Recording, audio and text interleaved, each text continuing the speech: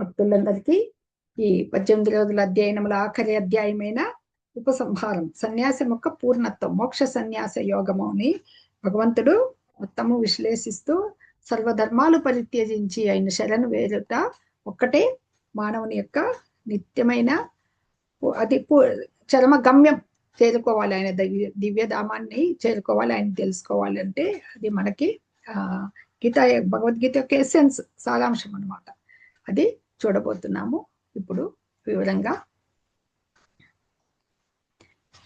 ఓం అజ్ఞానతిమిరాంధస్య జ్ఞానాంజనశలాకయా చక్షురున్మిలితం యేన తస్మై శ్రీ గురవే నమః. శ్రీ చైతన్య మనోభీష్టం స్థాపితం యేన భూతలే స్వయం రూప కదా మహ్యం దదాతి స్వపదాంతికం. నమో ఓం విష్ణుపాదాయ కృష్ణప్రేష్టాయ భూతలే శ్రీమతే భక్తివేదాంత స్వామినితి నామినే. నమస్తే సారస్వతి దేవే గౌరవాణి ప్రచారిణే నిర్విశేష శూన్యవాది పాశ్చాత్య దేశతారిణే.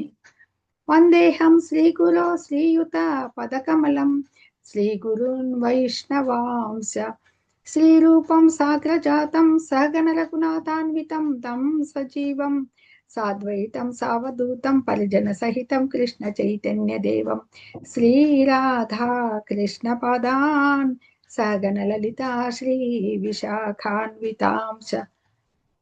హే కృష్ణ కరుణా సింధో దీనబంధో జగత్పతే గోపేశ గోపికా కాంత రాధాకాంత నమోస్తుతే.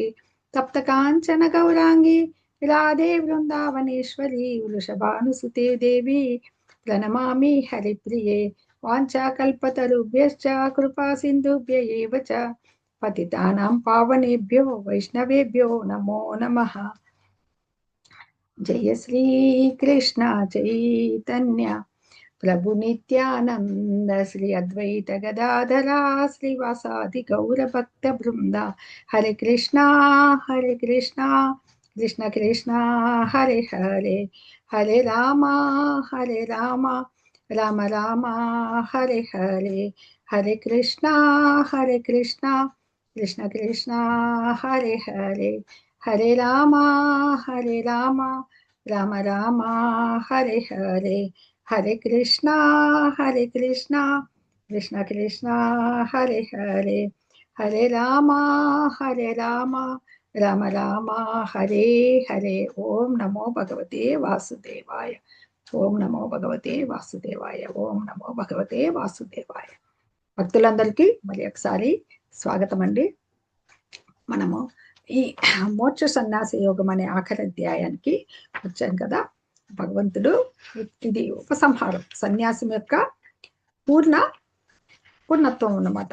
దీన్ని మనకి మళ్ళీ భగవానుడు ఎలా మనకు చెప్పబోతున్నారు ఒకసారి.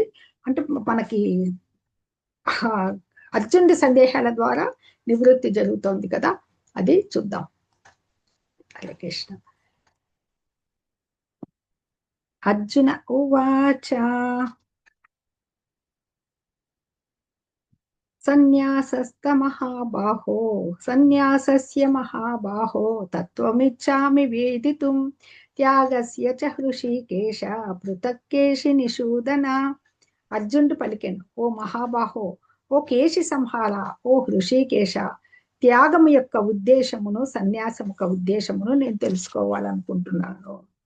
ఈ త్యాగము కేశి సంహార, త్యాగము సన్యాసము, ఈ రెండు యొక్క ఎలా చేయాలి అంటే ఆ ఉద్దేశాలు ఏమి అని తెలుసుకోవాలంటున్నానని అడుగుతున్నాడు అనమాట. ఎందుకంటే ఇక్కడ ఋషికేశ కేశి నిశూదన, ఇంద్రియాధీశుడకు శ్రీకృష్ణుడే ఋషికేశుడు, ఇంద్రియాల ఆయనకి ఇంద్రియాలకు అధిపతి ఆయన.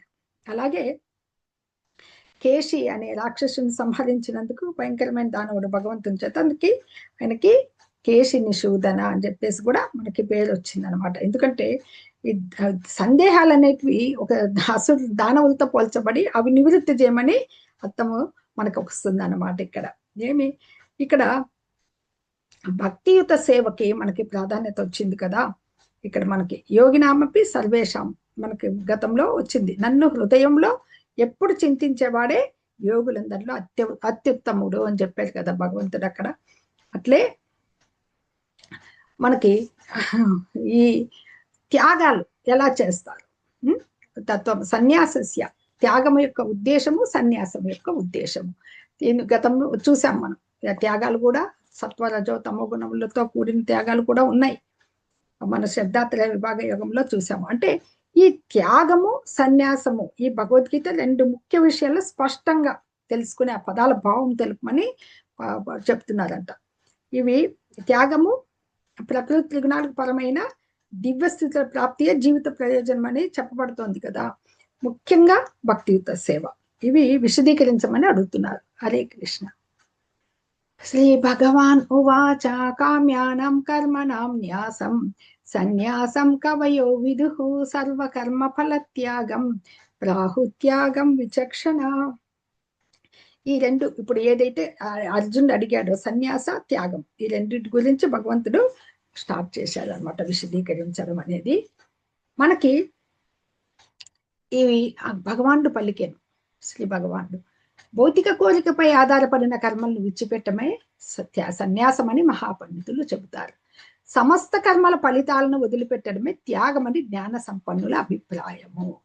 భగవంతుడు ఇక్కడ ఏం చెప్తున్నారంటే, మనకి ఏవి కర్మలు అంటే నిత్య కర్మలు ఉంటాయి, మనకి దైనందిన కర్మలు. ఏది రోజు చేసే పని. మనం రోజు నిద్రలేస్తుంటాము, మనం టేకింగ్ బాత్, స్నానం చేస్తుంటాము, మనకి పూజ చేస్తుంటాము, తింటుంటాము, ఇవన్నీ కూడా ఉంటాయి. బ్రాహ్మణులకైతే సంధ్యావందనం నిత్య కర్మలు అవి. అవి కాకుండా అంటే ఫలమును కోరిన కర్మలు అనమాట. భౌతిక కోరపై ఏవైతే మనకి లాభాలని కావాలి, ఇంద్రియ భోగాలు వాంఛించేదానికి అనమాట. ఆ కర్మలను విడిచిపెట్టమనే మన గతంలో భగవంతుడు మనకి గత అధ్యాయంలో చెప్పారనమాట. కానీ దేన్ని వదలకూడదు? ఆధ్యాత్మిక కర్మల్ని మాత్రం వదలకూడదు అనమాట. భక్తియుత సేవకి సంబంధించిన ఆధ్యాత్మిక జ్ఞానాన్ని కూర్చే కర్మలు మాత్రం ఎప్పటికీ విడవకూడదు అనమాట. అంటే కొన్ని యజ్ఞాలు ఉన్నాయి ప్రత్యేక ప్రయోజనం కొరకు అనమాట. ఉత్తలోకాలకు పోవాలని, కోరికలు తీరాలని. దశరథుడు పుత్రకామేష్టి యాగం చేశారు కదా, ఉన్నా కానీ ఆ కోరికలతో కూడిన యజ్ఞాలను ఆపేయాలన్నమాట. కానీ హృదయ పవిత్రీకరణ కొరకు, ఆధ్యాత్మిక జ్ఞానంలో డెవలప్మెంట్ కోసము అలాంటి యజ్ఞాలను ఎప్పటికీ త్యజించకూడదు. సమస్త కర్మల ఫలితాలను వదలాలి, కానీ ఈ భౌతిక కోరికల కోసం వచ్చిన కర్మలు విడిచిపెట్టకూడదు. అది సన్యాసం అనమాట. విడిచిపెట్టడమే సన్యాసం. మనకు కావలసినవి అది. మనుషులు కాషాయ వస్త్రాలు ధరించడం సన్యాసం కాదు, అది భగవంతుడు చెప్తోంది. త్యాజ్యం దోషవదిత్యేకే కర్మ ప్రాహుర్మనీషిణః యజ్ఞదాన తప కర్మ నత్యాజ్యమితి చాపరే.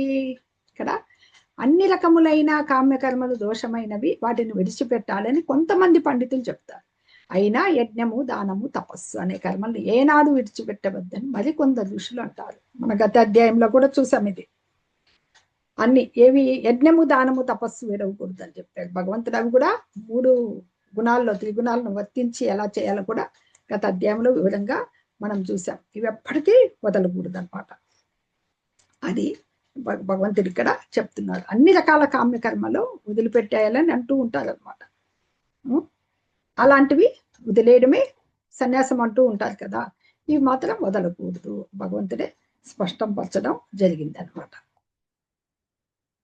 అర్జున, కర్మత్యాగ విషయంలో నా నిర్ణయం వినుము. త్యాగం 3 విధాలు. ఎలా ఉంటుంది చూద్దాం. యజ్ఞదాన తప కర్మ నత్యాజ్యం కార్యమేవ తత్ యజ్ఞోదానం తపశ్చైవ పావనాని మనీషిణం. యజ్ఞ దాన తప కర్మ. ఇక్కడ భగవంతుడు ఏం చెప్తున్నారంటే, ఈ 3 కర్మల్ని ఎప్పటికీ వదలరాదు, వాటిని తప్పకుండా చేయాలి. చేస్తే అవి ఆ 3 కూడా మహాత్ములను కూడా పునీతమునరుస్తాయి. అవి యజ్ఞాలు చేస్తుంటే ఇక్కడ సాక్షాత్తు భగవంతుడు వచ్చినట్టు చూస్తున్నాం కదా. ఎందుకంటే పవిత్రీకరణలో యోగులైన వాళ్ళు కూడా, సన్యాసులైన వాళ్ళు కూడా సమాజ పురోభివృద్ధికి కొన్ని కర్మలు చేస్తారనమాట. ఒక భక్తులు వివాహం కూడా ఎటువంటిది? పవిత్రీకరణ విధానంలో ఒక సత్సంతానము పొంది భక్తులుగా మారేదానికి కావాలంటే వివాహ యజ్ఞం కూడా ఒక మంచి కర్మే అనమాట. అది మానవ కళ్యాణ నిమిత్తమై అట్లాంటివి కూడా ఏ యజ్ఞం కూడా విడిచిపెట్టకూడదు అనమాట. అదన్నీ విద్యుక్తమైన యజ్ఞాలన్నీ కూడా భగవంతునికే అని చెప్పేసి ఇక్కడ చెప్తున్నారు అనమాట. అంటే ఈ కర్మలన్నింటి కూడా సంగత్వం, ఎలాంటి అటాచ్మెంట్ లేకుండా, ఫలాపేక్ష లేకుండా స్వధర్మం, నా ధర్మం ఇదేని చెయ్యాలన్నమాట. అంటే జీవితానికి సంబంధించి ఆధ్యాత్మిక అభివృద్ధికి దోహదపడే యజ్ఞాలు మాత్రమే ఆచరించాలి, కానీ ప్రతిదీ చేయాలి, కానీ భౌతికమైనటివి ఎలాంటి కర్మలు ఆచరించకూడదని చెప్పేసి అది ధర్మం అనమాట. ఏతాన్యపితు కర్మాణి సంగం త్యక్త్వా ఫలాని చ కర్తవ్యానీతి మే పార్థ నిశ్చితం మతం ఉత్తమం. ఓ అర్జున, ఈ కర్మలన్నీ మమకారానికి ఆసక్తి లేకుండా, మరి ఫలాపేక్ష లేకుండా చేయాలి, వాటిని కర్తవ్యంగా భావించి చేయాలి, ఇదే నాకు ఖచ్చితమైన అభిప్రాయము. భగవంతుడు ఇక్కడ చెప్తున్నారు అనమాట. అది ఇప్పుడు చెప్పుకున్నాం కదా, అది నెక్స్ట్ చూద్దాం. నియతస్య తు సన్యాసః కర్మణో నోప్యపద్యతే మోహాత్ తస్య పరిత్యాగః తామసః పరికీర్తితః. విద్యుక్త ధర్మాలను ఏనాడు విడిచిపెట్టడం మంచిది కాదు. అవివేకంతో విద్యుక్త ధర్మాలను విడిచిపెడితే అలాంటి త్యాగాన్ని తమోగుణ త్యాగం అంటారు. ఇప్పుడు మనకి సన్యాసము, త్యాగము అన్నారు కదా, మళ్ళీ త్రిగుణాలలో వర్తించే విధానాన్ని చెప్తున్నారు అనమాట. అంటే భౌతిక తృప్తి కొరకు చేయకూడదు, కానీ ఇప్పుడు సన్యాసులు అయితే వంట చేసుకోకూడదు వాళ్ళు, మరి అంటే భగవంతుని ప్రసాదం చేయొచ్చు కదా. అలా ఎవరైనా ఈ తమోగుణ త్యాగం, అవివేకంతో వదిలేశారనుకోండి, అది తమోగుణ త్యాగం అవుతుంది అనమాట. భగవంతునికి ప్రసాదం చేయడం, పెట్టడము, ఇలాంటి కర్మలు ఇప్పుడు ఎట్టి పరిస్థితుల్లో వదలకూడదు అనమాట. ఒకవేళ అదే ఆయన వదిలాడు అనుకోండి, అది తమోగుణమే అవుతుంది. దుఃఖమిత్యేవ యత్కర్మ కాయక్లేశ భయాత్యజేత్ సకృత్వా రాజసం త్యాగం నైవ త్యాగ ఫలం లభేత్. చక్కటి శ్లోకం ఇది. కష్టంగా ఉన్నాయని లేదా శారీరమునకు అసౌకర్యమని భావించి విధిగా చేయవలసిన కర్తవ్య కర్మలను విడిచిపెట్టడాన్ని రజోగుణ త్యాగం అంటారు. అటువంటి త్యాగం ఎప్పటికీ క్షేమదాయకమైనది కాదు, మరియు మన ఉన్నతికి దోహదపడదు. సరే, కర్మలు వదిలేయమన్నారు కదా అని చెప్పేసి ఈ రజోగుణంలో ఉన్న వాళ్ళు డబ్బు సంపాదనలో ఉంటారు కదా, వాళ్ళు నేను ఎందుకు సంపాదించాలి, కర్మల్లో వదలమన్నారు కూర్చోకూడదు అనమాట. భౌతిక ఫలాపేక్ష లేకుండా ధనార్జనని సక్రమంగా ఉపయోగించండి, కృష్ణ భక్తికి ఉపయోగించండి. అలాగే తెల్లవారుజామున లేసి మన బ్రహ్మముహూర్తంలో మంగళహారతికి అటెండ్ అయ్యి ఈ జపతపాదులు చేయమన్నాం కదా, జపాలు చేయమన్నారు కదా అని అవి లేయడము, బద్ధకంగా ఉంది లేయలేకపోతున్నాను అని మనం మేలుకోలేకపోయాం అనుకోండి, భయంతో కానీ ఇవి శరీరానికి కష్టం అని కానీ నిద్ర లేదనుకోండి, అది రజోగుణమైన త్యాగమే. నువ్వు త్యాగం చేసేది కర్మఫలాలు కాదు, నీకు రజోగుణ త్యాగం అనమాట. అది త్యాగ ఫలాన్ని అది అర్థం చేసుకోవాలన్నమాట. ఎలాగ మనం ఏదో త్యాగం చేస్తున్నామని కాదు, ఆ త్యాగానికి కూడా ఫలితం ఉంటుంది. నువ్వేం త్యాగం చేస్తున్నావు? భగవంతుని కోసం కర్మ, విద్యుక్త ధర్మం చెయ్యాలి, కానీ పూర్తిగా వదిలేస్తే నిరర్థకమవుతుంది నీ త్యాగం. కార్యమిత్యేవ యత్కర్మ నియతం క్రియతే అర్జున సంగం త్యక్త్వా ఫలం చైవ సత్యాగ సాత్వికో మతః. 3 గుణాలు చెప్తున్నాం కదా, తమోగుణం అయిపోయింది, రజోగుణం అయిపోయింది, ఇప్పుడు సత్వగుణానికి వద్దాం. అర్జున, తన విద్యుక్త కర్మలను కర్తవ్య బుద్ధితో నిర్వహిస్తూ సమస్త భౌతిక సాంగత్యాన్ని, ఫలాసక్తిని విడిచిపెట్టినప్పుడు దానిని సాత్విక గుణ త్యాగము అంటారనమాట. అవి వదిలేయాలి. భౌతిక సంఘం, విద్యుక్త ధర్మాలను వనరించు నువ్వు, కానీ అవి తన గుణాల నుంచి విడివడి ఉండాల. ఇప్పుడు ఒక ఫ్యాక్టరీలో పని చేస్తున్నాడు అనుకోండి, ఆ ఫ్యాక్టరీ నా సర్వస్వం అనుకోడు కదా, పని చేస్తావు, నువ్వు వస్తాము, దాని ఇద్దరి మీదే మమకారం, అదే మాటి మాటికి దానికి వెళ్ళడం చేస్తూ ఉన్నావు అనుకోండి, అది ఆ కార్మికుల కోసమే సంగత్వం కలిగి ఉండడము, ఇవంతా కూడా ఏమైతుంది, నీకు నీ జీవన భక్తి కృష్ణ భక్తిలో ఉండేకే కర్మ వనరించాలి, ఫలాన్ని కృష్ణునికి అర్పించాలి, కానీ మనం వాటి మీద అటాచ్మెంట్ పెంచుకోకూడదు అన్నమాట. ఫలాసక్తిని, భౌతిక సాంగత్యాన్ని వదిలేయాలి. నీ విద్యుక్త ధర్మం నువ్వు చేస్తూ ఉండు, డూ యువర్ డ్యూటీ, అంతే. అది సాత్విక గుణ కర్మ. నహి దేహ భృతా శక్య త్యక్తుం కర్మాణ్యశేషతః యస్తు కర్మ ఫలత్యాగి సత్యాగిత్యభిధీయతే. దేహదారి అయిన వానికి కర్మలన్నింటిని వదులుకోవడం నిజంగా సాధ్యం కాదు, కానీ కర్మ యొక్క ఫలాలను త్యజించే వ్యక్తిని నిజంగా త్యాగి అంటారు. అంటే ప్రతి మనిషి, గతంలో చాలాసార్లు చెప్పుకున్నాం, పని చేయాల్సిందే. దేనికి? మన జీవన వృద్ధి కోసమో, ఏ సమయమైనా కర్మల్ని వదలలేదు. అర్జునుడు కూడా విద్యుక్త ధర్మం, క్షత్రియ ధర్మం ఆచరించమనే కదా భగవంతుడు చెప్తున్నారు. అదే నిజమైన త్యాగం అంటే కర్మ యొక్క ఫలాల్ని భగవంతునికే అర్పించగలగాలన్నమాట. హరే కృష్ణ. నెక్స్ట్ వెళ్దాం. ఎస్, ప్రకృతి త్రిగుణాలలో ఎలాగా వర్తిస్తాయి చూద్దాం. ఇప్పుడు ఈ మనస్తత్వము, గుణములు మనల్ని బంధిస్తాయి. మన మనస్సు, గుణాలు మనల్ని బంధిస్తాయి. ఈ సాత్విక, రాజస లేదా తామస అను 3 రకాల జ్ఞానము అంటే ఈ జ్ఞానము ఈ 3 గుణాల్లో, త్రిగుణాల్లో ఎలా వర్తిస్తుంది, కర్మ 3 గుణాల్లో ఎలా వర్తిస్తుంది, కర్త ఎలా ఉంటాడు, విధి నిర్వాహకుడు ఏదైతే మన కర్మ అనరిస్తున్నాడో తన కర్త అవుతాడు కదా. అలాగే మన బుద్ధి, సంకల్పం అంటే నిశ్చయము, ఆనందం ఎలా ఉంటుంది. ఈ 3 గుణాల్లో ఇవన్నీ 1 2 3 6 ఎలా ఉంటాయో ఇప్పుడు చూద్దాము. హరే కృష్ణ.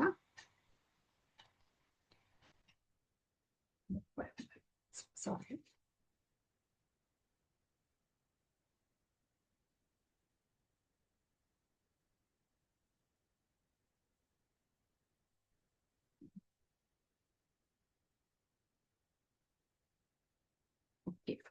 ప్రకృతి త్రిగుణాలలో మనకి ఒక్కొక్కటి చూద్దాం. జ్ఞానం ఇప్పుడు 3 రకాలు చెప్పుకున్నాం కదా, జ్ఞానము, కర్మము, కర్త. ఇంకా వాటి గురించి స్టార్ట్ చేద్దాం సింపుల్ గా వీటిని. ఇప్పుడు ఈ జ్ఞానం అనేది సత్వగుణంలో ఎలా ఉంటుందంటే, జీవులేమో విడివిడిగా ఉన్నాం మనమంతా అసంఖ్యాకలుగా. మనలో ఆధ్యాత్మిక జ్ఞానం, అందరిలోనూ ఆధ్యాత్మిక జ్ఞానము అంటే ఎలా ఉంటుంది, సర్వజీవులు భగవంతుని సృష్టి, అందరిలోనూ భగవంతుడు ఉన్నాడు, ఒకే ఆత్మతో సహా భగవంతుడు ఉన్నాడు అంటే జీవులందరూ కూడా ఆత్మస్వరూపులే అని చూడటమే సత్వగుణ ప్రధానమైన జ్ఞానం అనమాట. అది తెలుసుకోవాలి. ఇది జ్ఞానము సత్వగుణానికి సంబంధించి. అదే రజోగుణం అయితే అందరిలోనూ ఆత్మస్వరూపులే అని చూడకుండా ఏం చూస్తారు, అది అనుకోకుండా జీవుడే, ఈ దేహమే జీవుడు, వాళ్ళు అది నశించిపోతేనే ఆ చైతన్యం కూడా వెళ్ళిపోతుందని తలచడమే. అంటే ఈ భిన్న భిన్న శరీరంలో భిన్న భిన్న జీవులు ఉన్నట్లు ఆత్మలు ఉన్నాయని అనుకోకుండా దేహాత్మ భావాన్ని చూసేవాడు రజోగుణ జ్ఞానాన్ని కలిగిన వాడు అనమాట. అదే సత్వగుణ, అదే తమో గుణ జ్ఞానం ఎలా ఉంటుందంటే, ఇప్పుడు ఈ ఏ కార్యంలో కూడా ఏ కారణము చూడ్డు తమో గుణస్థుడు, సత్యావగాహనమే ఉండదు. కేవలము నేనే సర్వస్వతంత్రుని అని చెప్పుకున్నాం కదా మనము. తమో గుణ ఫలితమైందే సామాన్య మానవుల ధ్యానం అంతా కొంచెము తమో గుణ ఫలితమై ఉంటుంది అనమాట. ఎందుకంటే శాస్త్రం ద్వారా, ప్రామాణికమైన గురువు ద్వారా తెలుసుకోగలగాలన్నమాట. ఎందుకంటే కేవలము ధనము, దేహ అవసరాలు తీర్చుకోవడమే వాళ్ళ దృష్టిలో జ్ఞానం అనిపించుకుంటారు. ఇది జ్ఞానానికి సంబంధించి 3 గుణాలు. కర్మ చూద్దాం ఇప్పుడు. కర్మ అంటే సత్వగుణ కర్మ ఎలా ఉంటుందంటే నియమబద్ధంగా ఉంటుంది, చక్కగా సంగరహితంగా, ఎలాంటి రాగద్వేషాలు లేకుండా వడలించబడింది, ఫలాపేక్ష లేనిది. అది సత్వగుణ కర్మ అనమాట. అదే రజోగుణ కర్మ కోరికలు, నేను నా కోరికలు తీర్చుకోవాలనే భావంతో చేసే కర్మ అనమాట. మిథ్యాహంకారం ఉంటుంది కదా వాళ్ళకి, చాలా కష్టం మీద కూడా చేస్తూ ఉంటారు. అది రజోగుణ కర్మ అనమాట. ఇంకా తమో గుణ కర్మ వాళ్ళకి శాస్త్ర నిర్దేశాలు ఉండవు. మనం చెప్పుకున్నాం దైవాసుర సంపత్తి విభాగంలో కూడా, శ్రద్ధాత్రయ విభాగ యోగంలో కూడా చూసాం శాస్త్ర నిర్దేశాలు ఉండవు. అలాగే ఏది పరహింస, పరదుఖము ఏమి లెక్క పెట్టకుండా ఇతరులకు హాని కలిగిస్తామే ఇది అనకుండా భ్రాంతిలో ఉనర్చబడే ధర్మమే, అదే కర్మమే వాళ్ళది తమోగుణ కర్మ అనమాట. ఇప్పుడు కర్తలు చూద్దాం. అంటే కార్మికుడు ఎలా ఆ కర్త ఆ కర్మను అనరించేవాడు అనమాట. ఈ కర్త ఎలా ఉంటాడు, విధి నిర్వాహకుడు త్రిగుణ సంగత్వ రహితంగా, మిథ్యాహంకారం లేకుండా, నిశ్చయము మరి మంచి దృఢ సంకల్పంతో, ఉత్సాహాలతో కూడి ఆ జయమా అపజయమా నేను చేసే పని అనే దాంట్లో ఎలాంటి సంగత్వం లేకుండా తన ధర్మాన్ని నిర్వర్తించేవాడే సత్వగుణ నిర్వాహకుడు అనమాట. కర్త సత్వగుణ కర్త. రజోగుణకర్త కర్మఫలాలు కావాలి, ఇంకా ఆసక్తి దాంట్లో, నీకు ఆ కర్మ పట్ల, కర్మఫలాల పట్ల ఆసక్తి. లోభి, అసూయపరుడు, కొంచెం శుచి కూడా తక్కువ ఉంటుంది, వచ్చినా లాభం వచ్చినా నష్టం వచ్చినా చలించిపోయేవాడు అనమాట. అతను రజోగుణ కర్త. ఇక తమో గుణకర్త ఎలా ఉంటాడంటే బొత్తిగా ఎక్కువ భౌతికాసక్తి, మొండి, మోసం చేసే స్వభావం, ఇతరులను అవమానిస్తూ, సోమరి, చింతాక్రాంతుడు, కాలవ్యయం, వేస్ట్, టైం అంతా వేస్ట్ చేసి శాస్త్రాలకు వ్యతిరేకంగా చేసేవాడు కర్త. ఇప్పుడు జ్ఞానము, కర్మ, కర్త మూడు చూసాం కదా. బుద్ధి చూద్దాం. బుద్ధి మరియు నిశ్చయం, సంకల్పము, ఆనందం. ఏ బుద్ధి ద్వారా మనుషుడు ఏది చేయాలో ఏది చేయకూడదో, భయపడాలనో దేనికి భయం నందకూడదో అని తెలుసుకునేదే మనకి వందకరము తెలుసుకోవడం బుద్ధి, సత్వగుణమైన బుద్ధి అనమాట. అదే ధర్మ అధర్మాల మధ్య భేదం కానీ, చేయవలసిన కార్యము చేయదగని కార్యము ఏంటో, చేయదగని కార్యం ఏదో భేదం కానీ తెలియని వాడు రాజసక బుద్ధి అయి ఉంటుంది. ఇంకా అజ్ఞానము భ్రాంతి నుంచి అధర్మాన్ని ధర్మంగా చూస్తాడు, ధర్మాన్ని అధర్మంగా చూస్తాడు.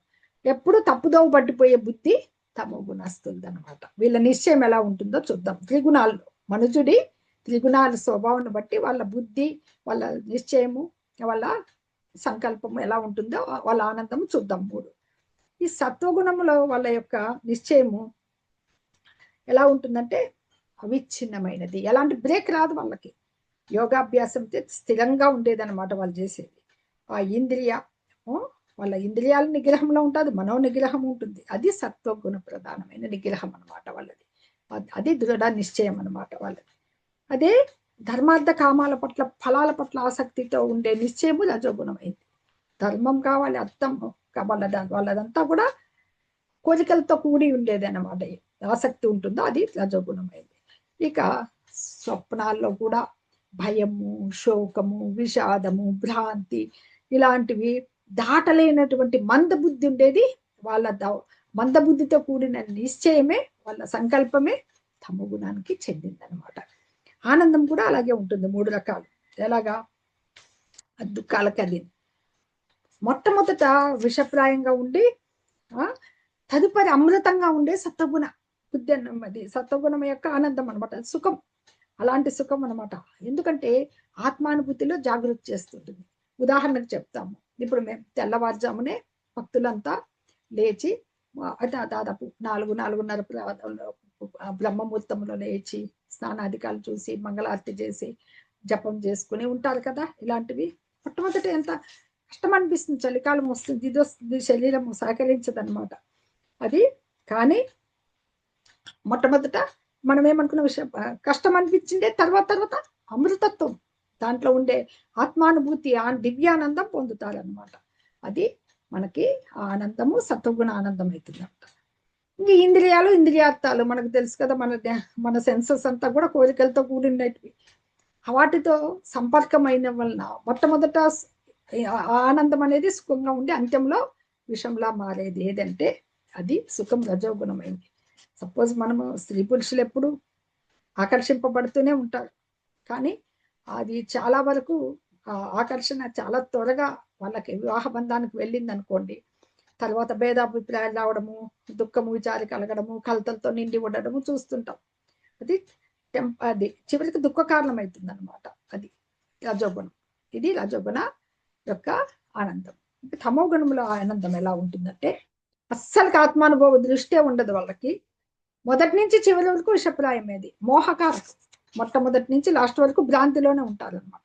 ఇంకా నిద్ర, సోమర్తనం, భ్రాంతుల నుంచి పుట్టిండేదనమాట. అది ఆ తమో గుణ ప్రధానమైంది అనమాట.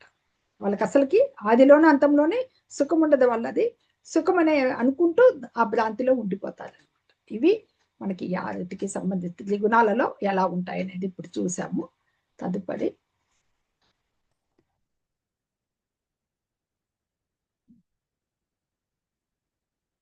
మనకి ప్రకృతి త్రిగుణాలతో కలిగిన గుణ స్వభావాన్ని అనుభవించి భగవంతుడు అనుసరించి ఈ బ్రాహ్మణులు, క్షత్రియులు వాళ్ళని మనకి 4వ అధ్యాయంలో కూడా వచ్చింది. చాతుర్వర్ణ్యం మయా సృష్టం గుణకర్మ విభాగశ. గుణకర్మ విభాగశ అని అక్కడే చెప్పాడు భగవంతుడు.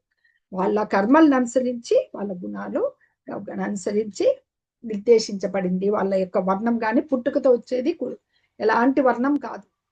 వాళ్ళ యొక్క గుణాలను అనుసరించి వాళ్ళ కర్మలు చేస్తూ ఉంటారు. ఆ కర్మలను అనుసరించే ఆ వర్ణాలు వచ్చాయని అక్కడ అది మళ్ళీ ఇక్కడ భగవంతుడు నిర్దేశిస్తున్నారు. చూడండి. బ్రాహ్మణ క్షత్రియ విషాం శూద్రాణం చ పరంతప కర్మాణి ప్రవిభక్తాని స్వభావ ప్రభవైర్గుణై. ఓ పరంతప, ప్రకృతి త్రిగుణములను అనుసరించి తమ స్వభావాల నుండి పుట్టిన గుణాల ద్వారా జనులు, బ్రాహ్మణులు, క్షత్రియులు, వైశ్యులు శూద్రులుగా విభజింపబడతారు. ప్రకృతి త్రిగుణాలను అనుసరించి తమ స్వభావాల నుండి పుట్టిన కర్మల నుండి పుట్టిన గుణాల ద్వారా వీళ్ళు ఎలా విభజింపబడ్డారు అనేది భగవంతుడు ఇక్కడ విశదీకరిస్తారు. బ్రాహ్మణులు సత్వగుణ ప్రధానులు, అలాగే క్షత్రియులు రజోగుణం, రజో తమో గుణాలు మిక్స్డ్ వైశ్యులు, వీళ్ళు శూద్రులు తమ గుణంలో ఉంటారన్నమాట.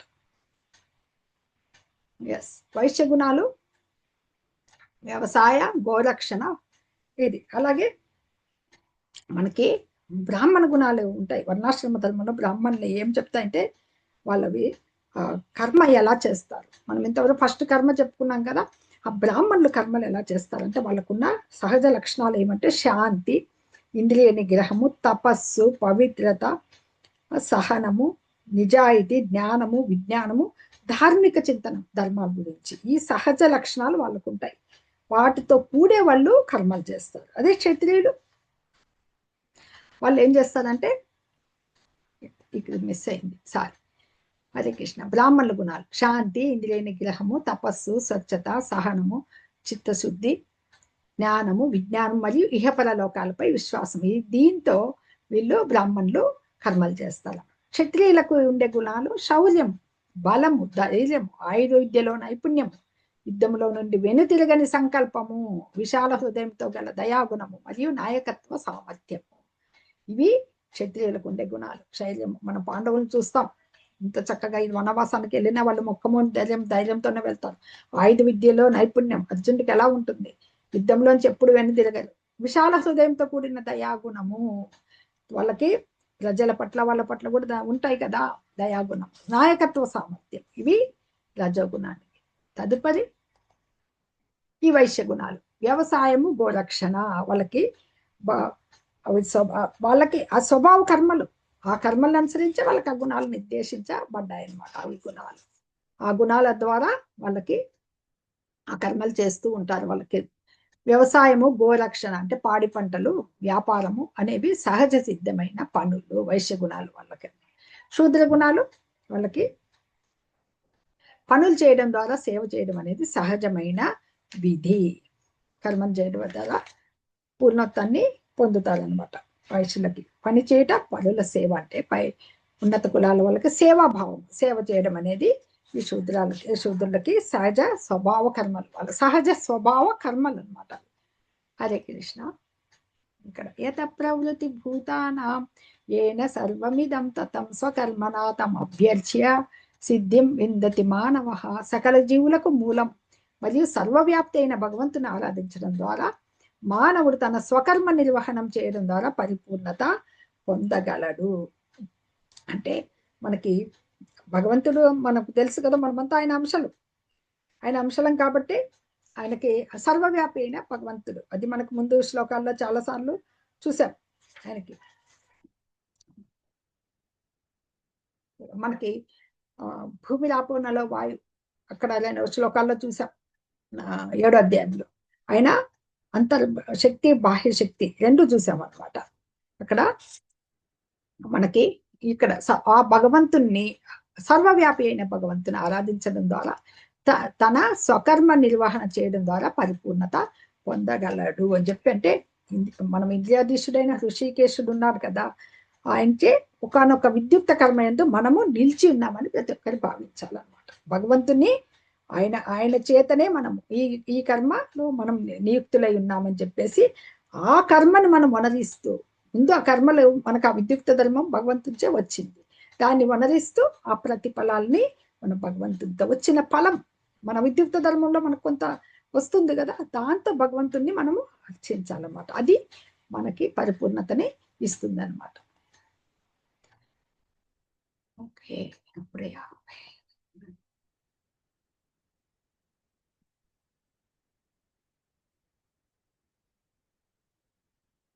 అలాగే కర్మలు చెప్పుకున్నప్పుడు మనకి బ్రాహ్మణుల యొక్క స్వధర్మము ఎప్పటికీ సత్వగుణమే ఉంటుంది కదా. అంటే ఒకళ్ళు ఇంకొక కర్మల్ని అనుసరించరాదనమాట.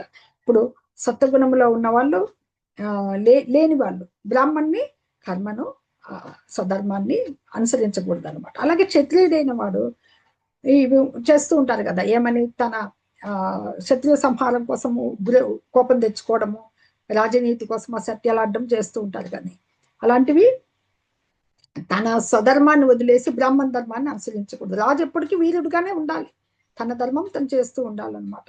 అలాగే వైశ్యులు కొన్ని ధర్మాలను అనుసరిస్తూ ఉంటారు స్వధర్మంలో. వ్యాపార రీత్యా వాళ్ళు ఏమని ఏదన్నా చిన్న చిన్న అబద్ధాలు చెప్పాల్సి వస్తుంది అనమాట. ఏమాత్రము ఏం లాభం రావడం లేదని నేను చెప్తూ ఉంటాను. సహజంగా ఏం రావడం లేదు, అది వ్యాపార ధర్మం. అక్కడ నేను లాభం పొందుతున్నానని ఎవరు చెప్పరు. అంటే తన అక్కడ తన వృత్తికి సంబంధించిన ధర్మం అనమాట అది. అలాగా తప్పనిసరిగా అబద్ధం చెప్పడం వలసిన వృత్తి ధర్మాన్ని వదిలేసి అతనికి కొద్దిగా చిన్న అలాగా చేయగలుగుతూ ఉంటారనమాట. అది బ్రాహ్మణ ధర్మం నేను స్వీకరిస్తాను, నేను ఇలా సత్వగుణంలో ఉంటానంటే అతని వ్యాపారం జరగదు. అంటే ఎవరికి నిర్ణయించిన గుణకర్మల్ని బట్టి వాళ్ళు అవే మార్చుకోవాలి. అదే అనమాట మనకి భగవంతుడు ఏ ఏ యజ్ఞమైనా విష్ణు ప్రీతి యజ్ఞమే చేయమన్నట్లుగా మనకు అవి ఏ విద్యుక్త ధర్మమైనా మన భగవంతుని కొరకే వనరించాలి అని చెప్తూ మనకి నెక్స్ట్ అగ్ని. ఇప్పుడు అగ్గి ఉంటుంది, పొగ కప్పబడి ఉంటుంది కదా. అగ్నితో మనకు ముందు ఆ పొగ పోయిన తర్వాతే కదా మంట తెలిసేది. అలాగా ప్రతి ప్రయత్నం కూడా ఏదో ఒక దోషంతో కలిసే ఉంటుందన్నమాట. దోషపూర్ణమైనా కానీ ఎవరు వాళ్ళ కర్మని వదలకూడదు అనమాట. అవి మనకి కర్మ సిద్ధాంతం ముందుగా చెప్తుంది అనమాట. ఇట్లా నెక్స్ట్ బ్రహ్మకు స్థితికి వస్తున్నాం మనము. హరే కృష్ణ.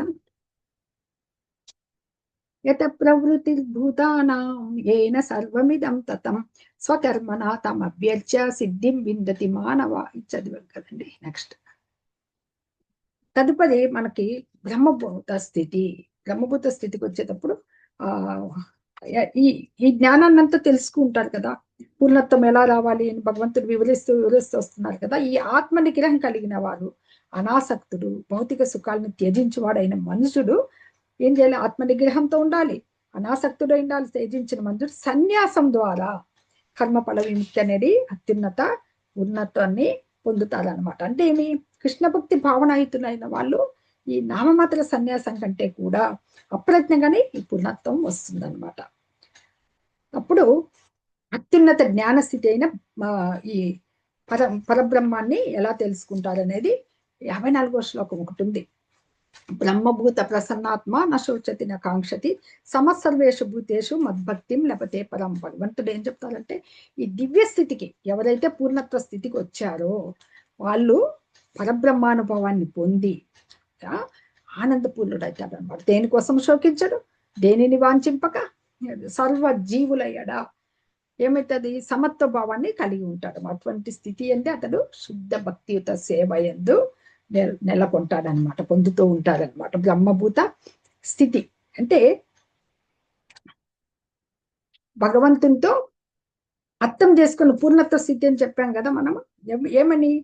బుద్ధిచే ఆ పవిత్రత పొందింటాడు కదా. పొందినప్పుడు రాగద్వేషాల నుంచి విడిపడి ఇంద్రియార్థాలను త్యజించి ఈ దృఢ నిశ్చయంతో మనోనిగ్రహం కలిగి మితాహారం తీసుకుంటూ మన మనోవాక్యాలు మనస్సును వాక్కును నిగ్రహించి సమాధి స్థితిలో ఉండి అసంగుడు, మిథ్యాహంకారము, మిథ్యాబలము, మిథ్యాగర్వము, కామం, క్రోధము ఇవన్నిటి నుండి విడిపడిన వాడే ఆత్మానుభవ స్థాయికి ఎదుగుతారనమాట. ఎదిగినప్పుడు అప్పుడు బ్రహ్మభూత స్థితి నుంచి భక్తి యోగానికి వస్తారు. ఆ బ్రహ్మభూత స్థితి అంటే మనకి భగవంతునితో గుణరీతి ఏకం కావడం, బ్రహ్మం తెలుసుకోవడం అనమాట. మనకి మనం సేవించే వాళ్ళము, భగవంతుడు మనము ఆయనకి సేవకులం.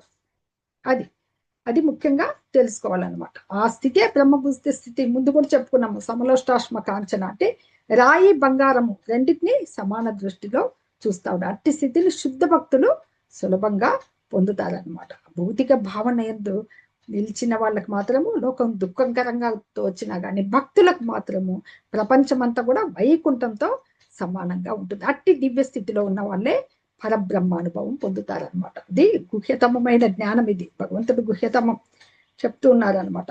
తదుపరి ఆ భక్తుడు ఏం చేస్తారు, ఎలా భగవంతుని ఎలా తెలుసుకుంటారనే చెప్తున్నారు.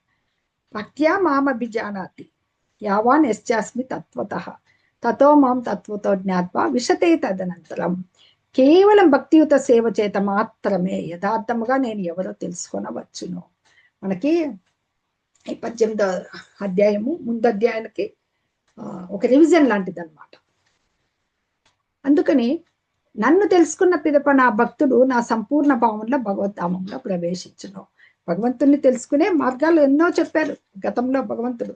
కర్మయోగము, జ్ఞానయోగము, అష్టాంగ యోగము, బుద్ధి యోగము, ఇవన్నీ కూడా చెప్పబడ్డాయి. అంటే మనకున్న విద్య, ఆ విద్య ఎంతో విద్య గడిస్తే గాని మనోకల్పంచే గాని మనము భగవంతుని తత్వాన్ని అసలు అవగతము చేసుకోలేమన్నమాట. అవగతం చేసుకోవాలంటే శుద్ధ భక్తుని ద్వారా మనకి భక్తియుత సేవే ముఖ్యమైనదనమాట.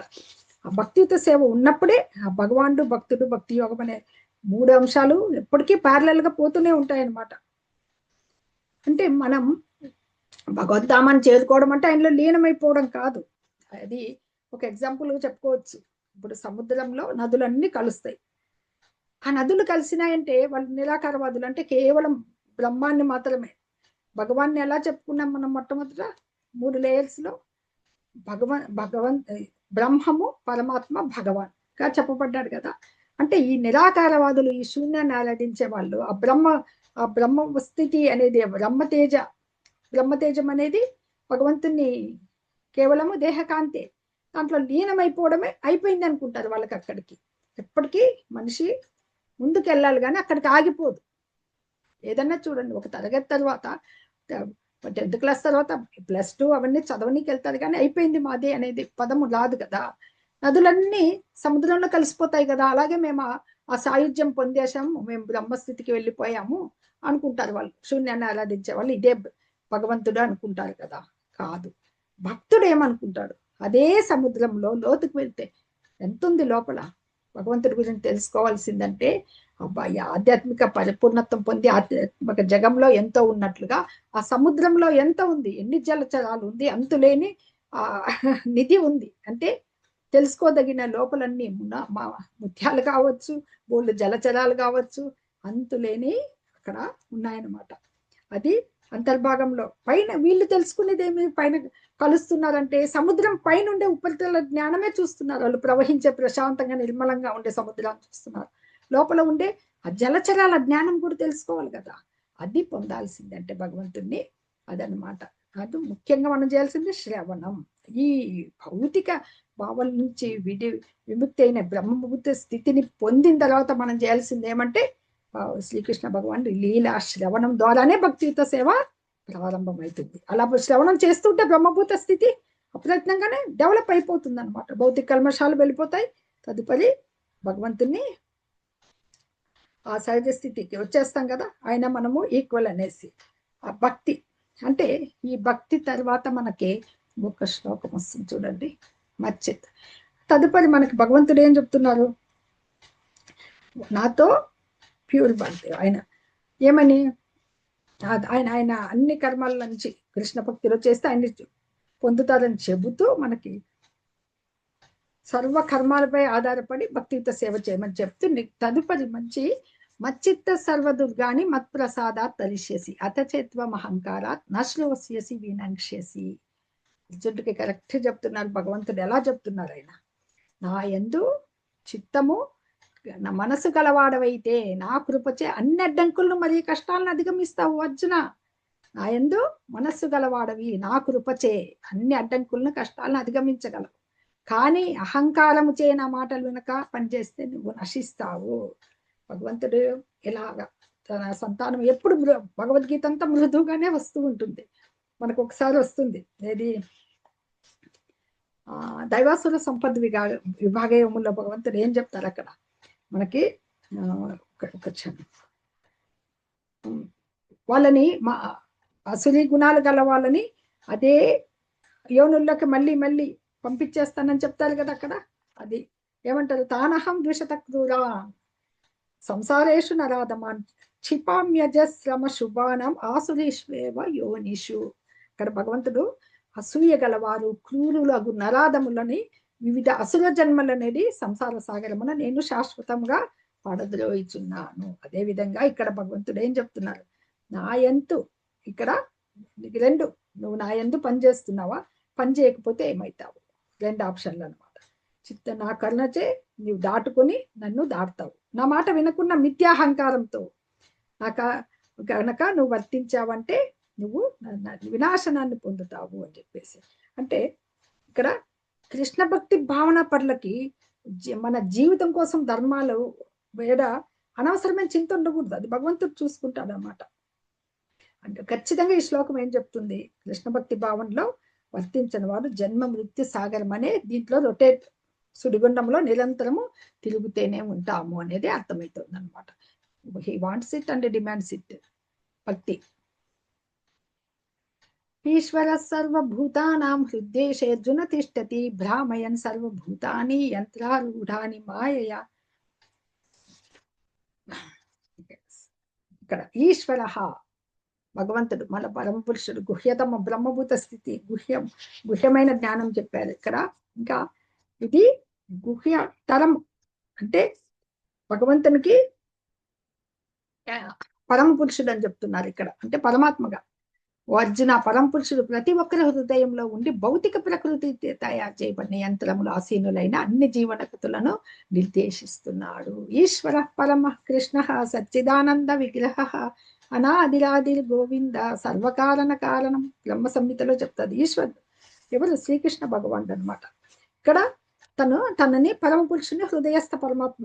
ఇక్కడ ఇది గుహ్యతరమైన జ్ఞానం అనమాట. కానీ భౌతిక ఉన్నప్పుడు ఇక ఈ భౌతిక జగత్తుని ఏం చెప్తున్నారు, ఒక భౌతిక శక్తి యంత్రం అంటే రొటేటింగ్ యంత్రాలు ఉంటాయి కదా, దాంట్లో ఉన్న సర్వ జీవుల గతులని ఉండి ఆయనే మన పరమాత్మ గుండి వీళ్ళ జీవులన్నిటినీ నిర్దేశిస్తా ఉన్నారనమాట వాళ్ళు. అంటే ఆయనకి భూత భవిష్యత్ వర్తమాన కాలాలు తెలుసు కదా భగవంతుడికి. జీవులు మన కర్మలకు సాక్షిగా నిలిచి ఉంటాడు అనమాట. ఈ కర్మలన్నీ కూడా ఆయన చేతే నిర్దేశింపబడుతున్నాయి. ఎందుకంటే ఈ భౌతిక దేహము ఆయన నిర్దేశంలో ఈ భౌతిక శక్తి చేతనే మనకి సృష్టించబడింది అనమాట. అది మనకి ఏ దేహం వస్తే ఆ దేహానికి తగినట్లు మనము పనిచేస్తూ ఉంటాం అనమాట. అది మనకి ఇక్కడ భగవంతుడు పరమాత్మ జ్ఞానాన్ని ఇక్కడ తెలియజేస్తున్నారు అనమాట. నెక్స్ట్, మన్మనాభవ మద్భక్తో మధ్యాజీ మాం నమస్కురు మామే వైశ్యసి సత్యం తే ప్రతి జానే ప్రియోసి మే. భగవంతుడు ఇక్కడ గుహ్యతర జ్ఞానం తెలిపారు అనమాట. ఏమని, తమేవం శరణం గచ్చ సర్వభావేన భారత. అంటే అతను పరమ పురుషుడు ఇంతకుముందు చెప్పారు కదా, ఉద్దేశ అర్జున తిష్టతి. ఇక్కడ మనకి చెప్పారు కదా, ఆయనకి పరమ పురుషుడు సర్వభూతానంలో ఉండే ఈశ్వరుడు పరమ పురుషుడు. అతనికి శరణు పొందితే అతని కరుణచే పరమ శాంతిని దివ్య శాశ్వత స్థానాన్ని పొందుతావు అని చెప్పి మనకి వస్తుంది అనమాట.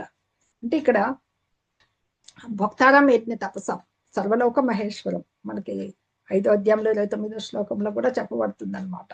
భగవంతుడే అన్ని యజ్ఞాలకి యజ్ఞ ప్రభు అని.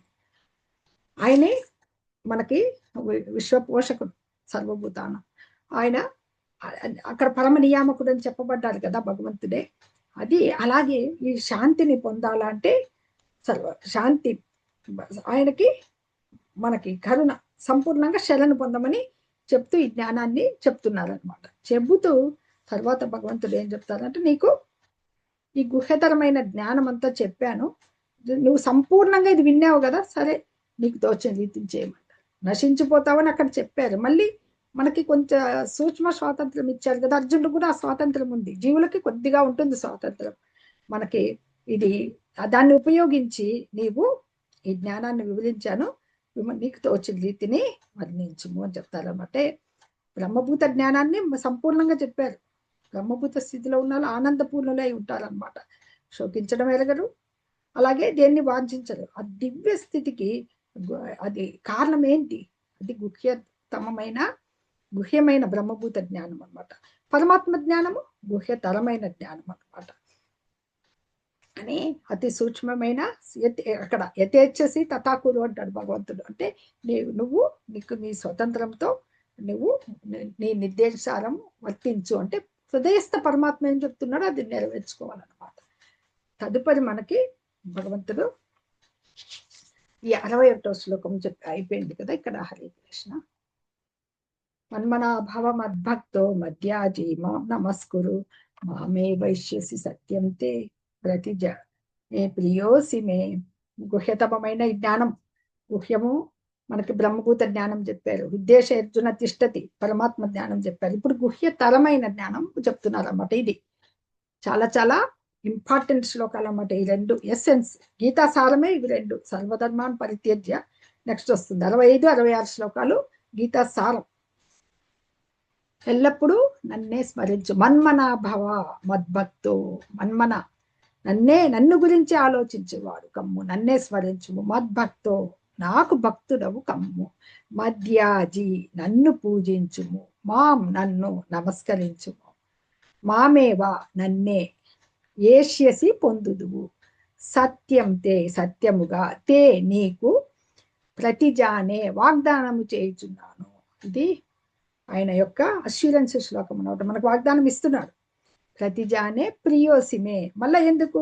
నీవు నాకు ప్రియమిత్రుడు అయినందుకు భగవంతుడు ఇలా వాగ్దానం చేస్తున్నారు అన్నమాట. ఇది మనకి గుహ్యతమము భక్తి. ఒక గత శ్లోకాల నుంచి భక్తి వస్తోందన్నమాట. భక్తి జ్ఞానాన్ని ఉపదేశించాడు భగవంతుడు. బ్రహ్మభూత స్థితి భక్తి మార్గానికి చెప్తున్నారు ఆయన్ని. అంటే ఈ గుహ్యతమమైన జ్ఞానం ఏది అంటే, ప్రతి ఒక్కళ్ళు శ్రీకృష్ణ భగవానునికే శుద్ధ భక్తుడై ఉండి అతన్నే చింతిస్తూ అతని కొరకే కర్మలు చేయడమే. కర్మలన్నీ చెప్పారు కదా, అవి గుహ్యతమమైన జ్ఞానం అనమాట. అంటే మనము ఆ ధ్యానం ఆయన్ని చింతించడం కృత్రిమంగా ఉండకూడదు, హోల్ హార్టెడ్ గా ఉండాలి. ఆయన గురించి నిరంతరము చింతించాలనే రీతిగా మన యొక్క హృదయాల్ని పవిత్రీకరణ చేసి, మన జీవితంలో ఉండే పనులన్నీ ఉంటాయి కదా, మార్చుకోవాలన్నమాట. మనం ఎలా చింతించాలని ఈ దైనందిన కర్మలు ఉంటాయి కదా, డైలీ కర్మలన్నీ కృష్ణునితో సంబంధం ఉన్నట్లే చూసుకోవాలన్నమాట. 24 గంటలు కృష్ణుని గురించి తప్ప అన్యము ఏది చింతించలేని విధంగా మనము మన జీవితాలని మలుచుకోవాలన్నమాట.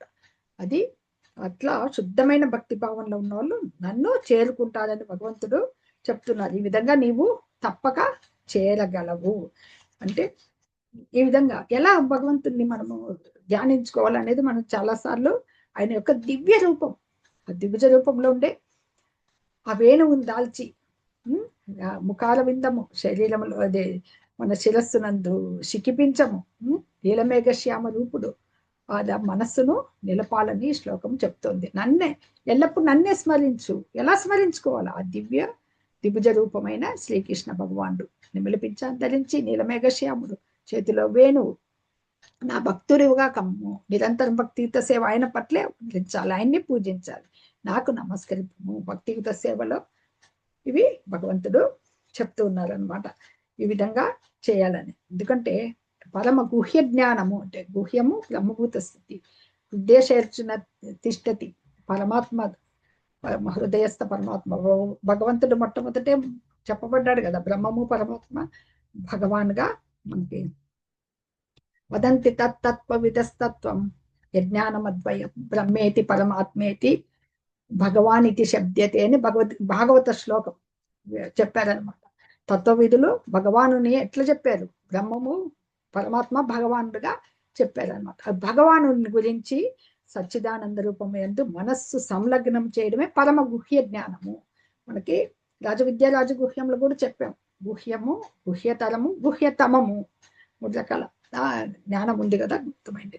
అది ఈ అర్జునుడికి ప్రియమిత్రుడైనందున, నువ్వు నాకు ప్రియ స్నేహితుడు కాబట్టి అని చెప్పేసి ఆయనకైనందున ఈ గుహ్య జ్ఞానం వెల్లడి చేశాడనమాట భగవంతుడు. చాలా చాలా ఇంపార్టెంట్ శ్లోకం ఇది. నెక్స్ట్ది కూడా సర్వధర్మాన్ పరిత్యజ్య మామేకం శరణం వ్రజ అహం త్వాం సర్వ పాపేభ్యో మోక్షయిష్యామి మా శుచః.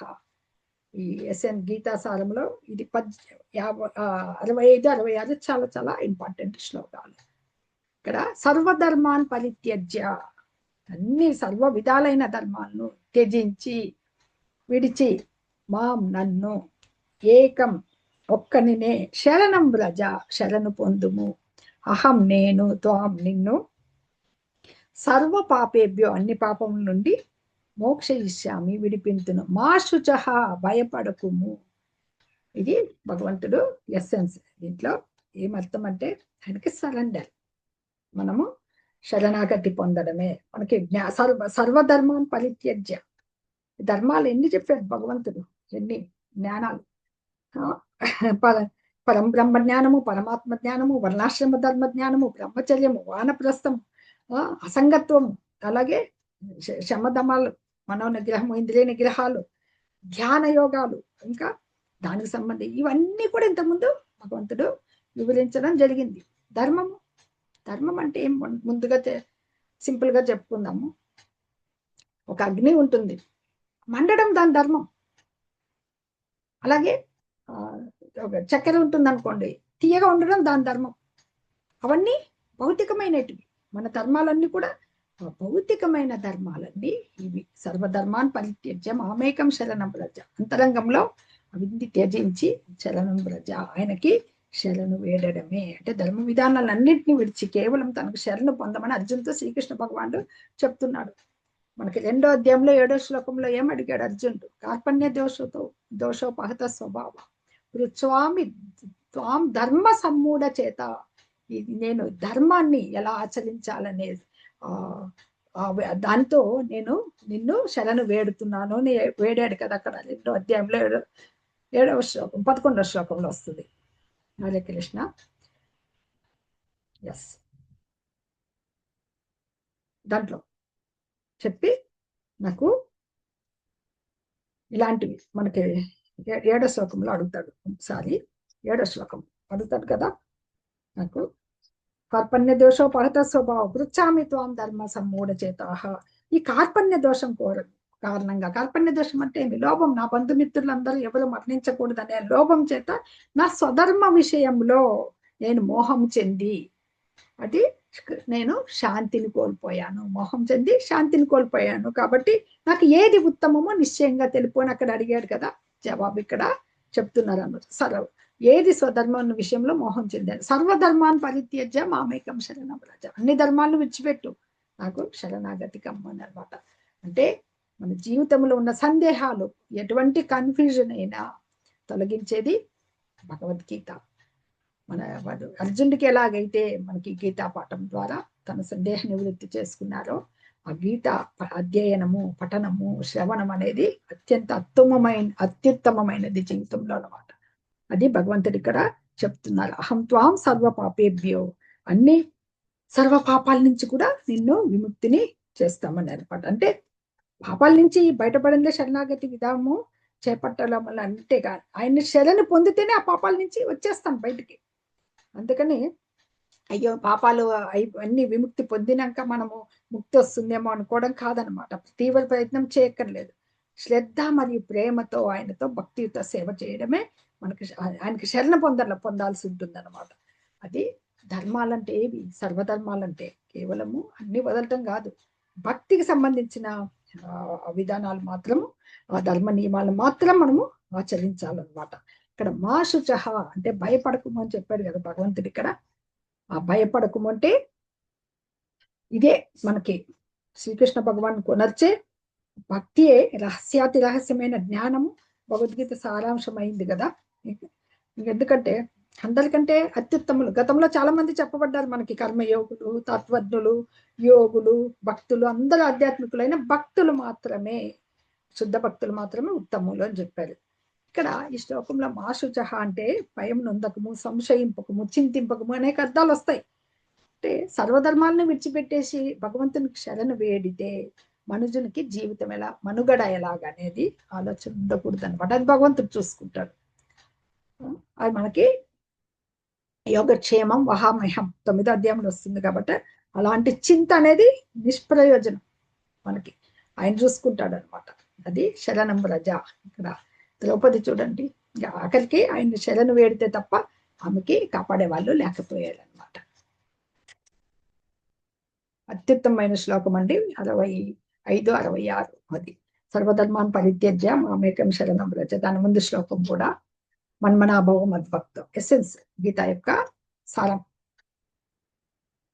తదుపరి మనకి భగవంతుడు ఇక్కడ ఇంకా ఇది ఆ గుహ్యతమమైన ఈ గుహ్యతమ జ్ఞానాన్ని తపస్సంపులు కాని వాళ్ళకి కానీ, భక్తులు కాని వాళ్ళకి కానీ, భక్తియుత సేవలో నిలవని వాళ్ళకి కానీ, భగవంతుని పట్ల ద్వేషం ఉన్న వాళ్ళకి కానీ వివరించొద్దని చెప్తాడనమాట.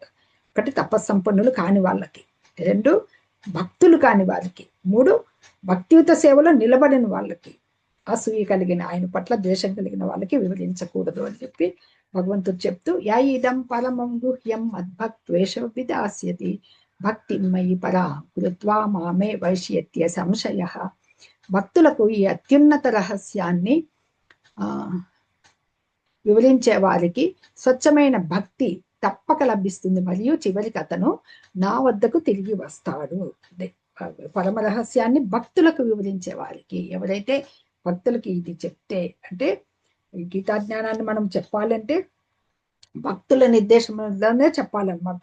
అది ఉపదేశింపబడేది. కానీ శ్రీకృష్ణుని భగవంతునిగా అంగీకరించిన వాళ్ళు అభక్తుల దగ్గర, వాళ్ళ దగ్గర బోధించకూడదు అనమాట. ఇది భక్తులకు సంబంధించిందే కానీ రకరకాల తాత్విక కల్పన చేస్తుంటారు, ఇది ఇట్లా అది ఇట్లా అని, వాళ్ళకి కాదనమాట. ఈ శ్రద్ధతో ప్రకటించే వాళ్ళు, వాళ్ళకి ఏమి భక్తియుత సేవలో ముందుకు వెళ్తారనమాట. వాళ్ళకి ఇది ఎవరికైతే భక్తులకు బోధిస్తున్నారో వాళ్ళకి భక్తి అలవడుతుంది, స్వచ్ఛమైన భక్తి తప్పక లభిస్తుంది, చివరికి భగవంతుడి వద్దకు తిరిగి వస్తాడు అని చెప్పేసి ఇక్కడ భగవంతుడే చెప్పడం జరిగింది అనమాట. ఎస్, నచ తస్మాన్ మనుష్యేసు కశ్చిన్ మే ప్రియకృత్తమః భవిత నచ మే తస్మాత్ అన్య ప్రియతరో భువి. ఇక్కడ భగవంతుడు ఏం చెప్తున్నారు, మళ్ళీ బెనిఫిట్స్. ఎందుకు ఇంతకుముందు శ్లోకం కూడా లాభాలు మనకి భగవద్గీతాధ్యయనం వలన లాభం. తదుపరి భగవంతునికి అంత ఇష్టం అంట, నాకు అతని కంటే ఎక్కువ ప్రియమైన సేవకుడు మరొకరు ఈ ప్రపంచంలో లేరు.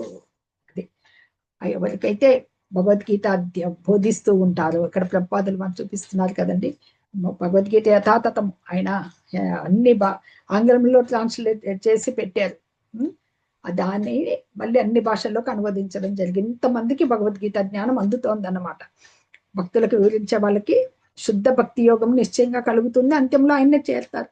యయిదం నచ తస్మాన్ మనుష్యేసు కశ్చిన్మే ప్రియకృత్తమ, నాకు అతని కంటే ఎక్కువ ప్రియమైన సేవకుడే ఇంకొకరు లేరు. ఎవరైతే పరమరహస్యమైన గీతా జ్ఞానాన్ని బోధిస్తారో వాళ్ళకి శుద్ధ భక్తి యోగం కలగడమే కాదు, అంత్యంలో భగవంతున్నే చేస్తారు. అతనే నాకు ప్రియమైన సేవకుడు, అతని కంటే ఇంకెవరు ప్రియమైన వారు ఉండరు అని భగవంతుడు డిక్లేర్ చేసేస్తున్నారు అనమాట. అత్యేష్యతే చ ఇమం ధర్మ్యం సంవాదమావయో జ్ఞానయజ్ఞేన తేనాహం ఇష్టస్యామితి మే మతి. ఇంకా భగవంతుడు చెప్తున్నారు, మన పవిత్రమైన సంభాషణను అధ్యయనం చేసేవాడు తన జ్ఞానయజ్ఞం ద్వారా నన్ను పూజించిన వాడని నేను ప్రకటిస్తున్నాను. భగవంతుడే చెప్తున్నారు అన్నమాట. ఇప్పుడు ఏదైతే మనకి ఈ మహాభారత యుద్ధరంగంలో భగవంతుడు అర్జునుడి సందేహాలని ఈ జ్ఞానబోధ ద్వారా భగవంతుడు తీర్చారో, ఈ కన్వర్జేషన్ జరిగింది కదా, దీన్ని అధ్యయనం చేసేవాడు జ్ఞాన యజ్ఞం ద్వారా, ఇదంతా జ్ఞానమే కదా, తెలుసుకున్నాడు అర్జునుడు సందేహ నివృత్తి వరకు, జ్ఞాన యజ్ఞం అనమాట. ఈ యజ్ఞం ద్వారా భగవంతుని పూజించినట్లయితే తెలుసుకోవడం అని భగవంతుడే ప్రకటిస్తున్నాడు అనమాట. అధ్యయనం చేయను అధ్యేష్యతే చ ఇమం, ఎవరైతే పవిత్రమైన సంభాషణ అది జరగడం సాక్షాత్తు ఇది భగవద్గీత ఎంత పవిత్రమైంది ఎందుకయింది, ఆయన నోటి ద్వారా వచ్చింది, ఆయన చెప్పారు. అన్ని పురాణాలు ఎవరో రాశారు కానీ భగవద్గీత అనేది భగవంతుడి నోటి ద్వారా వెలువడింది అనమాట. అందుకంతా పవిత్రమైన సంభాషణ అది. శ్రద్ధావాననసూయశ్చ శృణుయాదపి యో నరః సోపి ముక్త శుభ లోకాన్ ప్రాప్నుయాత్ పుణ్యకర్మణాం. దీన్ని మళ్ళా ఎలా వినాలి, భగవంతుడు ఇక్కడ ప్రకటించేశారు ఇలాగా పూజించిన వాడని చెప్పేసి. అది శ్రద్ధతో ఎవరంటే వాళ్ళు కాదు, అది వినేది కూడా అసూయ లేకుండా దీనిని వినేవాడు కూడా పాపాల నుండి విముక్తి పొందుతాడు. శ్రద్ధావాన్ అనసూయశ్చ, తనయ అలాగే పుణ్యాత్మలు నివసించే పుణ్యలోకాలకి చేరుకుంటారు. అంటే అసూయ కలిగిన వారికి బోధించరాకూడదని 67వ శ్లోకంలో చెప్పాడు భగవంతుడు అనమాట. కానీ ఎవరంటే వాళ్ళ దగ్గర వినకూడదు. కానీ అసూయ రహితులు, భగవంతుడు దేవాది దేవుడని విశ్వాసంతో ఉంటుంది కాబట్టి వాళ్ళు గీతా జ్ఞానాన్ని, భగవద్భక్తిని, అంటే ఒక ఆధ్యాత్మిక గురువు ద్వారా భగవద్భక్తిని ముఖత ఆచార్యులు చెప్తూ ఉంటారు కదా, శ్రవణం చేస్తే శీఘ్రమే సర్వ పాపాల నుండి కూడా విముక్తి పొంది పుణ్యాత్ములైన పుణ్యలోకాలకు చేరుతారు అని చెప్తున్నారు అనమాట. అంటే పాప ఫలాల నుండి విముక్తి పొంది కృష్ణ భక్తునిగా అయ్యేదానికి కూడా మనకి కృష్ణ భక్తులకి అవకాశం వస్తూ ఉందన్నమాట. ఇక్కడ పాప కర్మల నుంచి విడివడిన వాళ్ళు పుణ్యకర్మనం అంటే మనకి ఇక్కడ ధర్మాత్ములైన వారు పాపకర్మల నుంచి ఎవరైతే బయటకు వస్తారో ధర్మాత్ములు చక్కగా తొందరగా కృష్ణ భక్తిని స్వీకరిస్తారనమాట. అలాగే ఈ పుణ్యకర్మనం అంటే గొప్ప యజ్ఞాలు ఉంటాయన్నమాట. ఏవి అశ్వమేధ యాగము అట్లాంటివి అనమాట. అలాంటి యజ్ఞాలతో సమానమైన పదం అనమాట ఇది. ఈ భక్తియుత సేవ చేయడం వల్ల ఎంత ధర్మనిరతులైనా కానీ విశుద్ధ భక్తి పడైన వారు ఈ విశుద్ధ స్థితిని భక్త ధ్రువుడు నివసించే ధ్రువలోకం ఉంది కదా మనకి, పోల్ స్టార్ ఉంటుంది కదా, ఇలా అటువంటి మంచి లోకాలకి చేరుకుంటారు అని చెప్పి కూడా చెప్తున్నారు అనమాట. చేరగలరు భక్తియుత సేవకి వల్ల పుణ్యలోకాలు చేరుకుంటారు. అంటే కొన్ని లోకాలు ఉన్నాయి, ధ్రువలోకం లాంటి ధ్రువలోకాలు చేరుకుంటారని కూడా చెప్పబడుతుంది. అర్జున ఉవాచ నష్టో మోహస్మృతిర్లబ్ధ. ఇక్కడ తదుపరి భగవంతుడు ఏమడతాడంటే, ఓ పార్థ ధనంజయ, ఏకాగ్ర మనసుతో దీన్ని అంతటివి నీవు శ్రవణం చేసావా? నీ అజ్ఞానము మోహము నశించినదా అని అడుగుతున్నారు అనమాట. అంటే మళ్ళీ ఆధ్యాత్మిక గురువు ఎలా అడుగుతారు? అంత విన్నాక పిల్లలకి గురువులు అడుగుతుంటారు కదా, అంతా బాగా అర్థమైందా పాఠం అంతా నీకు అని, అట్లా ఆధ్యాత్మిక గురువులాగా ప్రవర్తిస్తున్నారు అనమాట భగవంతుడు. ఏమని, నీకు ఏకాగ్ర మనస్సుతో నీకు విన్నావా, శ్రవణం చేసావా, నీ అజ్ఞానము మోహము నీకు వెళ్ళాయా అని. ఎందుకంటే అర్జునుడు భగవద్గీతని సరైన విధంగా అవగతం చేసుకున్నాడా లేదా అని భగవంతుని ప్రశ్నించడం అనేది భగవంతుడి ధర్మం అనమాట. అది ఏదన్నా ఒకవేళ సరిగ్గా వినలేదంటే మళ్ళీ బోధించేదానికైనా చాలా ప్రశ్నలు అడిగాడు అర్జునుడు ఆ రకంగా. ఎందుకంటే ఈ భగవద్గీత ఎవరు నవల రచయిత రాసింది కాదు, కేవలం భగవంతుని చేత పలుకబడింది కాబట్టి అది మనకి దీని నుంచి. ఇప్పుడు అర్జునుడు ఆ ప్రశ్నకి జవాబు చెప్తాడనమాట. అర్జునుడు పలికెను, నష్టో మోహ స్మృతిర్లబ్ధ త్వత్ప్రసాదాన్మయాచ్యుత స్థితోస్మి గత సందేహ కరిష్యే వచనం తవ. నష్టో మోహ స్మృతిర్లబ్ధ, ఇది ఇప్పుడు నాకు నశించింది, మోహ భ్రాంతి, స్మృతి జ్ఞానం కలిగింది అని చెప్పేసి పొందబడింది. నా మోహం ఓ అచ్యుత, ఇప్పుడు నా మోహం తొలగిపోయింది, నీ అనుగ్రహంచే నాకు స్మృతిని తిరిగి పొందినాను. ఎలా అయిపోయాడు అర్జున విషాద యోగంలో, కళ్ళు తిరుగుతున్నాయి, దేహం రోమాంచకమైంది, నాకు శరీరం వణుకుతోంది అని చెప్పేసి ఆ మోహము పోయి తన స్మృతిలోకి వచ్చాడు. తన విద్యుక్త ధర్మం సందేహాలన్నీ తీరిపోయాయి, నీ ఆదేశానుసారం పనిచేయడానికి సిద్ధంగా ఉన్నాడు. సందేహాలన్నీ నివృత్తి అయిపోయినాయి, తన క్షత్రియ ధర్మము తనకి స్మృతిలోకి వచ్చిందనమాట. ఇది దేవదేవుడైన అజ్ఞానానుసారం జీవించడమే జీవుని యొక్క సహజ స్థితి. అట్లా నియమబద్ధంగా అతను నియమించేదానికి భగవంతుని ఆదేశానుసారం ప్రవర్తించేదానికే ఉన్నాడనమాట. అది నిజమైన స్థితి. మోహం అంటే జ్ఞానానికి విరుద్ధమైందే మోహం అనమాట. అంటే ప్రతి జీవులు భగవంతుని నిత్యదాసులను తెలుసుకోవడమే నిజమైన జ్ఞానం అనమాట. అది మాయకు లోబడి, ఎందుకంటే తెలియని వాళ్ళే మాయకు లోపడుతూ ఉంటారు. అర్జునుడు మాత్రము శ్రీకృష్ణ నుంచి గీతను శ్రవణం చేసిన తర్వాత ఈ మోహం నుంచి సంపూర్ణంగా బయటకు వచ్చేసాడు అనమాట. అందుకే శ్రీకృష్ణుని యథార్థంగా అవగతం చేసుకున్నాడు కాబట్టి పరం బ్రహ్మ పరంధామ పవిత్రం పరమం భవాన్ పురుషం శాశ్వతం దివ్యం ఆదిదేవం అజం విభూం అని చెప్పేసి స్థుతించడం జరిగింది. కాబట్టి యుద్ధం ఆచరించడానికి మళ్ళీ తన గాంధీవాన్ని తీసుకుంటాడనమాట.